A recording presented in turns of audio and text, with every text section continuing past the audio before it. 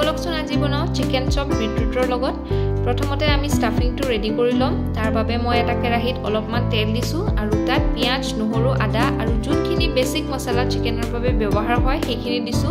যেনে হালধি জিৰা গুৰি ধনিয়া গুৰি জলকীয়া গুৰি গৰম মছলা আপোনালোকে ইচ্ছা কৰিলে মিট মছলাও ব্যৱহাৰ কৰিব পাৰে আৰু এতিয়া আমি তাত দিম চিকেন মিন্সখিনি আৰু সোৱাদ অনুসৰি নিমখ আৰু গুটেখিনি ভালদৰে হিজালৈকে ভাজি লম আৰু এয়া আমাৰ স্টাফিং ৰেডি হৈ গল এতিয়া আন এটা কেৰাহীত অলপমান তেল দিছো আৰু তাত দিছো পিয়াজ হালধি জিৰা গুৰি ধনিয়া গুৰি আৰু গৰম মছলা আৰু তাত এতিয়া আমি দিম গ্ৰেট কৰি থোৱা বিটৰুট আৰু গাজৰ গুটেখিনি ভালদৰে মিলাই ললো আৰু এতিয়া দিছো সোৱাদ অনুসৰি নিমখ বিটৰুট আৰু গাজৰ মিক্সচাৰটো কুক হোৱাৰ পাছত তাত দিম আমি বইল কৰি পিটিকা কৰি থোৱা আলু গুটেখিনি ভালদৰে মিলাই ললো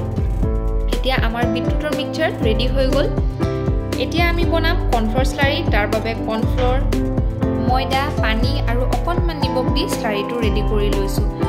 বিটৰুটৰ মিক্সচাৰটো অলপমান ঠাণ্ডা হোৱাৰ পাছত এনেদৰে অলপমান হাতত লৈ বহলাই তাৰ ভিতৰত চিকেনৰ স্টাফিংটো দি ভালদৰে শেপ দি লৈছো শেপ দিয়াৰ পাছত আমি চপটো কৰ্নফ্লোৰ স্লাৰিটো ডিপ কৰি ব্ৰেড ক্ৰাম্বছত কোট কৰি লম আপোনালোকৰ ওচৰত যদি ব্ৰেড ক্ৰাম্বছ নাথাকে তেন্তে আপোনালোকে তাৰ হলনি সুজি বা সেৱাই ব্যৱহাৰ কৰিব পাৰে বা নহলে নিমখীয়া বিস্কুটো গুড়া কৰি ব্যৱহাৰ কৰিব পাৰে এতিয়া আমাৰ আটাইকেইটা চপ বনাই ৰেডি হৈ গল এতিয়া আমি আন এটা কেৰাহীত অলপমান তেল দিম আৰু চপ কেইটা এটা এটাকৈ তেলত ফ্ৰাই কৰি লম